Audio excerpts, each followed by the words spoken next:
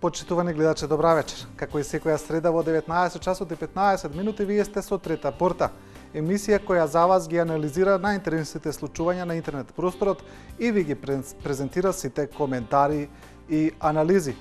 Во оваа емисија ќе се задржиме најмногу на претседателските и предвремените парламентарни избори. Очекувано, тоа е таа тема, тоа е она што се случува во државата, а ќе имаме и гостин во студиото, тоа е Зорица Стаменковска, национален координатор на кампања за говор против омраза. Стаменковска, добра вечер. Кажете ни од што се состои оваа кампања, која води и како се спроведува? Најпрво ви благодарам за поканата и за интересот за оваа тема. Кампањата е дел од глобалното движење, односно европското движење на Советот на Европа и е насочена за младите луѓе на возраст од 14 до 29 години. Агенцијата за млади и спорт како национален координатор на кампањата ја започна оваа кампања на 22 март 2013 година, значи пред цела година, така што на почетокот беше формиран Национален комитет против говор на омраза, кој што е всушност тело за планирање и спроведување на активностите кои што се насочени кон младите луѓе. Значи како таргет на почетокот ги земавме младите луѓе, особено оние на возраст од 14 до 22-24 години, каде што имаме забележано дека говорот на омраза е најприсутен, особено на социјалните мрежи. Тие се всушност оние најчести корисници на социјалните мрежи. Така што, споменувајќи го Националниот комитет, сакам да истакнам дека на почетокот ги вклучивме Министерството за образование и наука, Министерството за правда, Агенцијата за електронски комуникации, Министерството за труд и социјална политика, Студентскиот парламент на Универзитетот УКИМ како едно најголемо тело на студентите во Република Македонија, Младински образован форум, Центарот за меѓукултурен диалог од Куманово и Центарот за човекови права АМОС. Како што се движеше кампањата низ незиниот тек и низ активностите кои што ги спроведувавме, низ видливоста која што се зголемуваше во текот на кампањата, се приклучи и поголем број на различни организации и институции во оваа област, така што денес една година по кампањата можам да кажам дека спроведовме навистина интересни активности за младите луѓе и дека се обидовме да допреме до нив, особено до младите луѓе на возраст од 14 до 18 години. Како се спроведува кампањата во пракса? Всушност, што се случува? Кампањата започна, како што кажав, со пресконференција со која што беше означен почетокот. Пресконференцијата беше организирана во исто време со означувањето на почетокот на кампањата на европско ниво. Морам да истакнам дека Република Македонија беше една од првите држави кои што се приклучија на ова европско движење иницирано од Советот на Европа. Така што се обидовме да утврдиме колку е чест говорат на омраза кај младите луѓе, особено на интернет, и се обидовме и тие активности да ги насочиме во рамки на акцискиот план во Националниот комитет против говор на омраза. Започнавме со вклучување на слабните личности во кампањата кои што испраќаа свои позитивни пораки против говорот на омраза на интернет. Спроведовме панел дискусија на која што дискутиравме за механизмите против говор на омраза на интернет, каде што повикавме истакнати блогери, онлайн активисти, го повикавме и председателот на Комисијата за заштита од дискриминација кој што посочи кои се механизмите за спречување на говорот на омраза и дискриминацијата.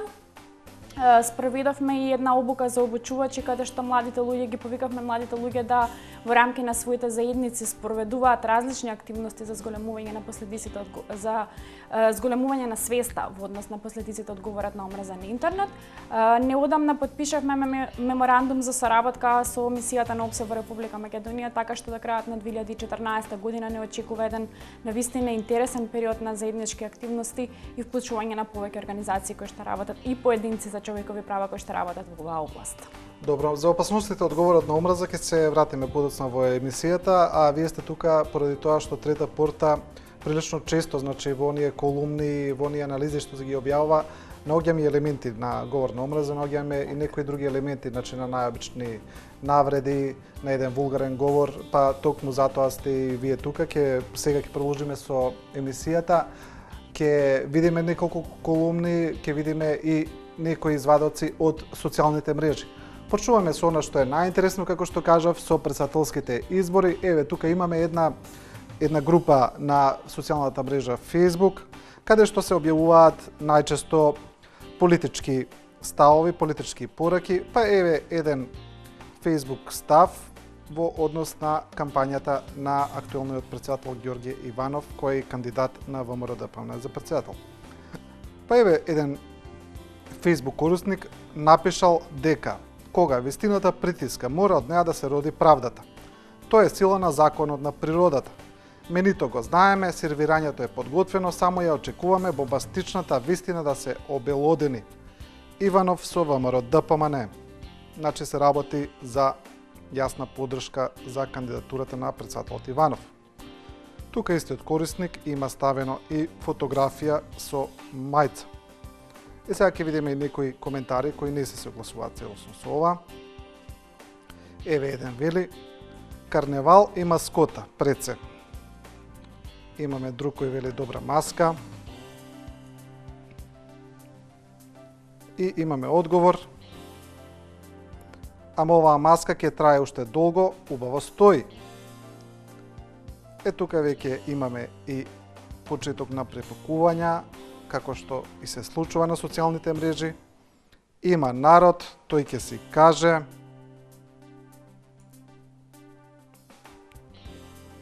Па еве, дај Боже народот да ги повтори последните локални избори, тогаш белким ќе ви се затворат устите. Веднаш гледаме дека дебатата оди на едно повулгарно ниво. Јас би порачал народот пред се, без народ нема држава, а оваа власт го истреби народот. Околу 500.000 се иселија надвор од државата, ако вака продолжи, ќе немаме народ. Тоа е дел од оваа дебата на Facebook. Продолжуваме со колумна на Тони Науновски, значи таа е дадена за весникот Дневник и кој ги анализира изборните програми на партиите, вели нови елементи во изборните програми. И тука Тони Науновски го анализира, ја анализира кампањата на кандидатот на СДСМ Стево Пендаровски. Според Науновски, дел од обраќањето на Стево Пендаровски кон етничките албанци на албански јазик е погрешен и според Науновски тоа ќе биде казнето. Еве шо вели тој. Билбордите и изборниот видеоматеријал на кандидатот на СДСМ за председател Стево Пендаровски на малцински албански јазик представуваат уште подлабоко пропаѓање на СДСМ во опортунистички, во определена смисла антимакедонски идеологии и политики. И значително го потикнуваат експанзионизмот на некои партии од албанското малцинство. Бројни се символичките, но и реалните пораки од овие билборди и видеоматеријали. Дори и сами по себе, без оглед на содржината на текстот и сите тие негативно ќе влијаат врз многу димензии на македонската реалност. Тие во СДСМ и самиот председателски кандидат Стево Пендаровски треба да знаат дека во Македонија единствен службен јазик е македонскиот. И оваа уставна одредба мора да биде апсолутно поддржана од сите политички партии. Особено заради националистички и недемократски барање на ДОИ да се релативизира или измени овој дел од уставот. Тоа е ставот на Тони Науновски.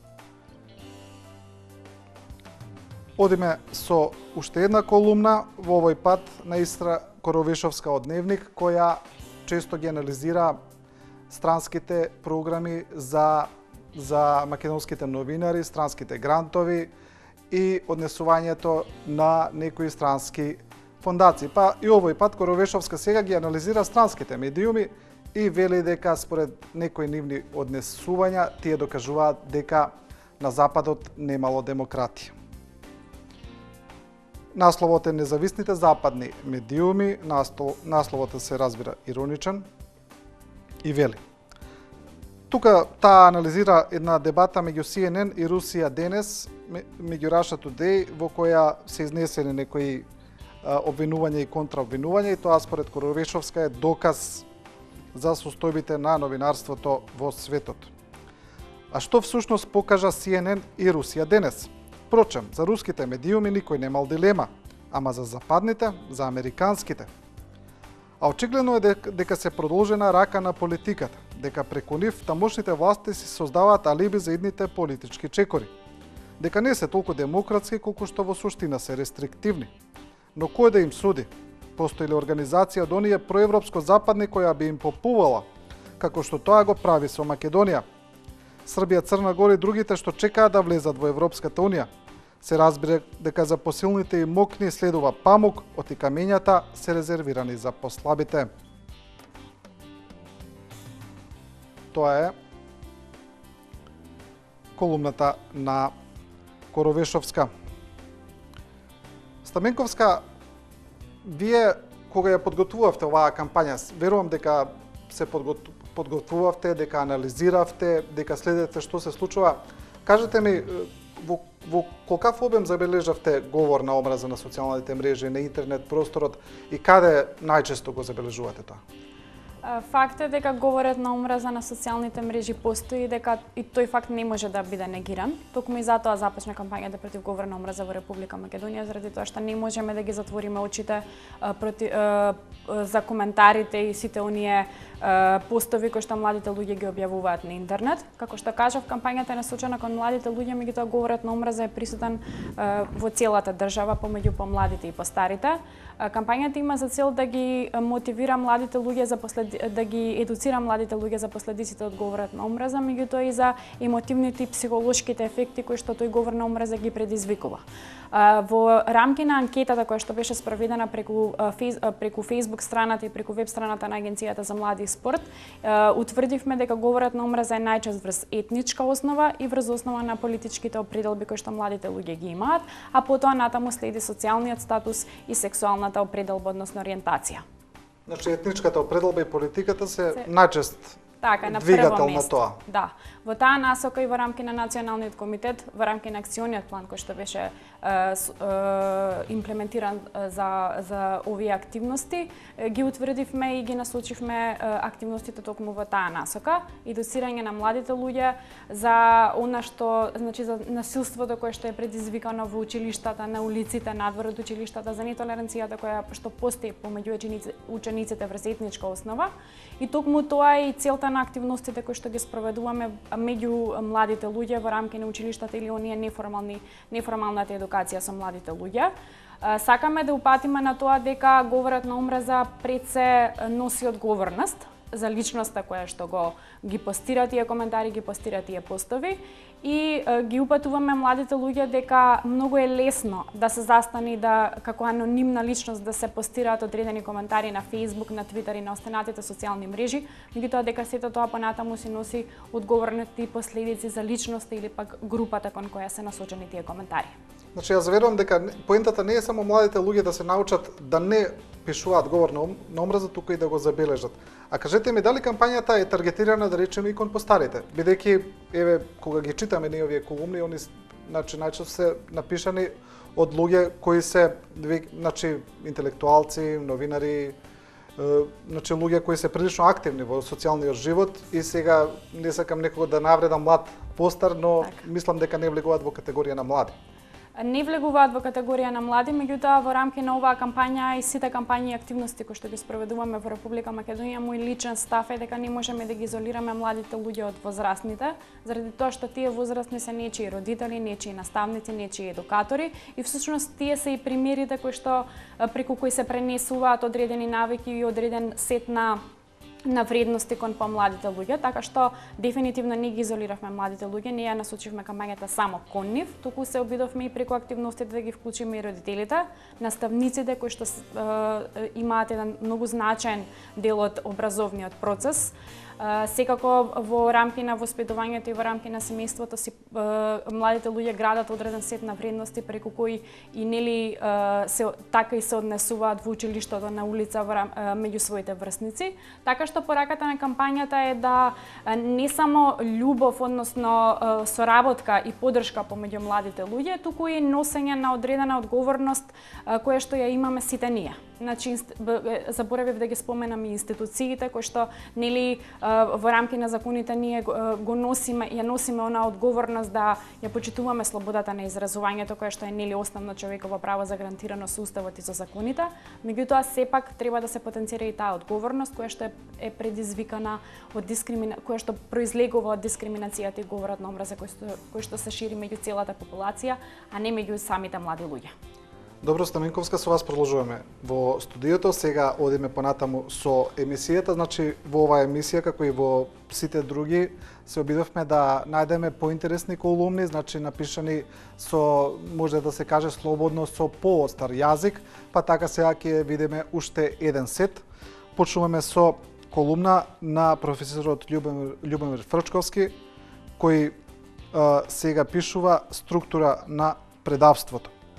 Фрчковски, кој е познат како критичар на владините политики, овој пат пишува во што е според него структурата на предавството на ВМРО ДПМН. Зошто национализмот на ДПМН е предамнички национализам?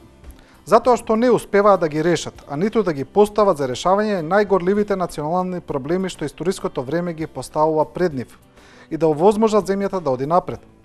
Кога за таквите проблеми ќе дојде време за решавање, нацијата раѓа или абортира квази лидери како во нашиот случај, кои се соочуваат и ја понесуваат одговорноста решавајќи го проблемот и овозможувајќи нацијата и државата да оди понатаму и да се развива.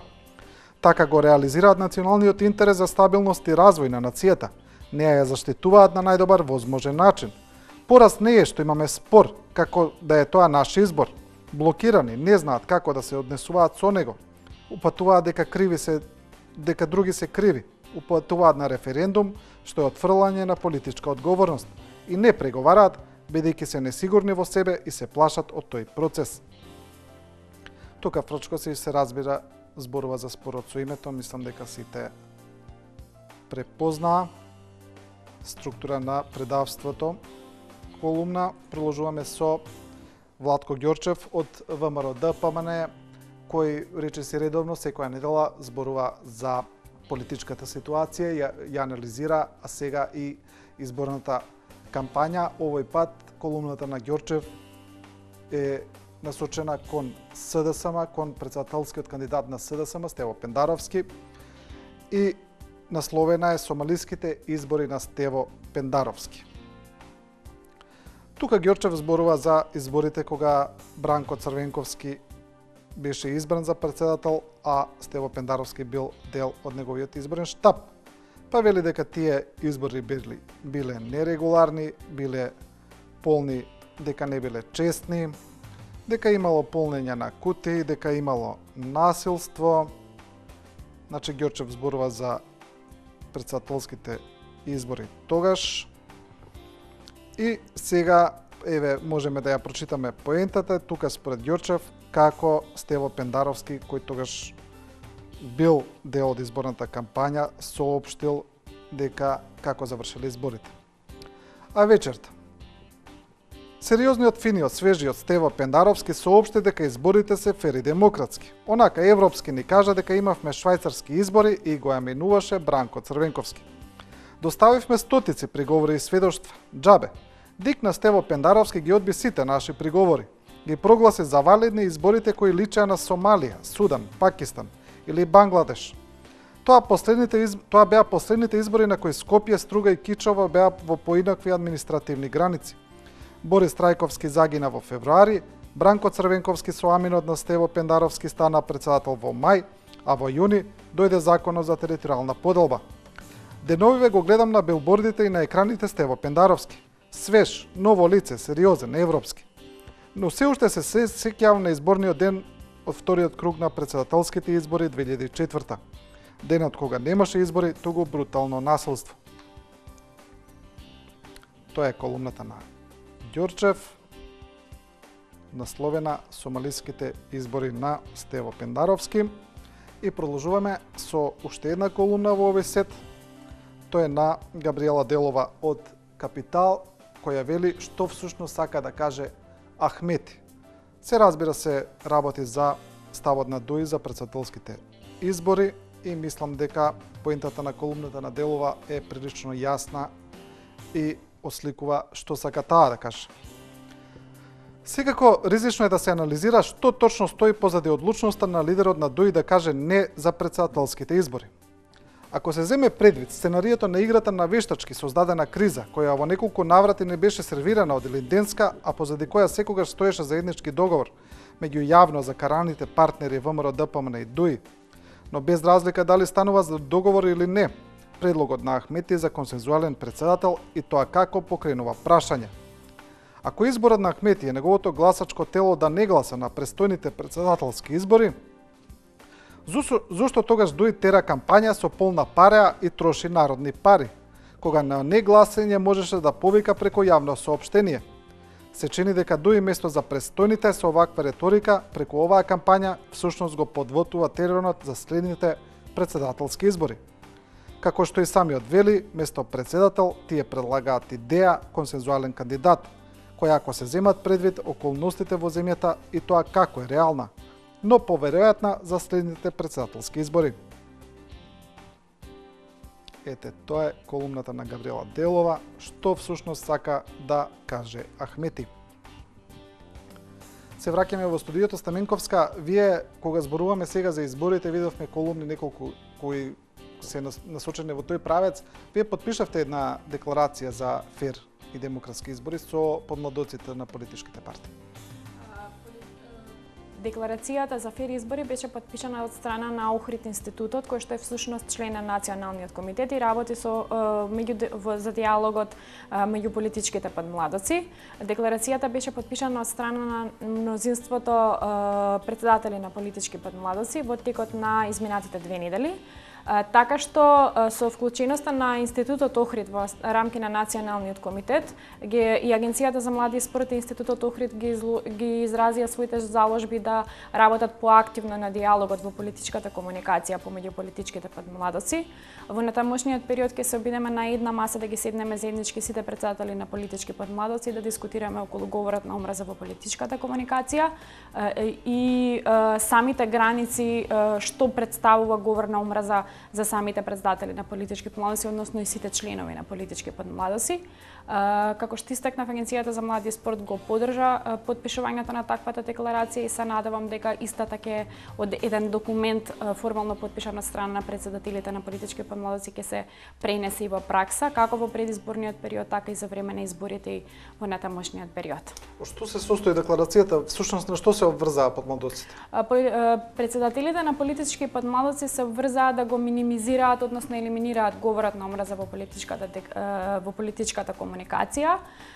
Политичките подмладоци исто така се обврзаа да во рамки на политичката комуникација да одржат едно високо ниво на комуникација помеѓу политичките партии.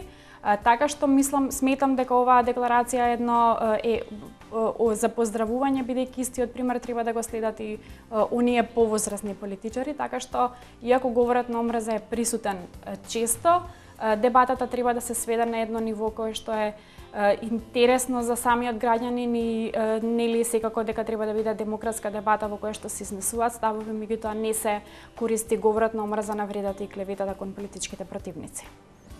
Добро, ви благодарам. Се враќаме во студиото. Одиме со колумна на Илија Демовски, која е насловена "Во СДСМ секој бега од секого". Мислам дека јасно, насловот на колумната е јасен. Прилично често ги читаме колумните на Илија Демовски тука и речиси секогаш се насочени кон опозицијата, па така и оваа. Од друга страна, кандидатот за председател на СДСМ се дистанцира од се што може да биде поврзано со СДСМ. Не употребува символи на СДСМ, околу него нема видни личности од СДСМ, го нема раководството на партијата чиј кандидат е, ниту пратениците во собранието кои формално го предложија. Комедија. Тој самиот со своите постапки покажува дека партијата што го предложила не ја бива. Секој од секого се дистанцира. Листите се дистанцираат од раководството, раководството се дистанцира од гласачите, кандидатот за председател се дистанцира од партијата, партијата се дистанцира од својата историја и политичка одговорност, а сите заедно се дистанцираат од сопствениот кредибилитет и одлуки што ги носеле во минатото. Тоа е колумна на Илија Демовски во СДСМ секој бега од секого. Продолжуваме со еден прилично поразличен став, тој е оној на Бранко Геровски, кој прилично често ги критикува политиките на власта и сега тука Геровски го анализира конвенцијата на ВМРО ДПМН на која се предложени листите за пратеници. Па така Геровски вели тајно и едногласно. Се разбира иронично и го анализира ставот дека листите на ВМРО-ДПМН се изгласани едногласно и сложно. Што навистина се случувало во ДПМН може да се насети од фактот што од саботата до полнок ниту еден од провладините медиуми не се осмели да шпекулира за тоа кој е кој на кандидатските листи на владеачката партија. Никој не смееше да писне својата природна потреба да дознаат нешто пред другите. Новинарите корумпирани од власта ја задоволуваа обилно известувајќи за хаосот и за расколите во СДСМ.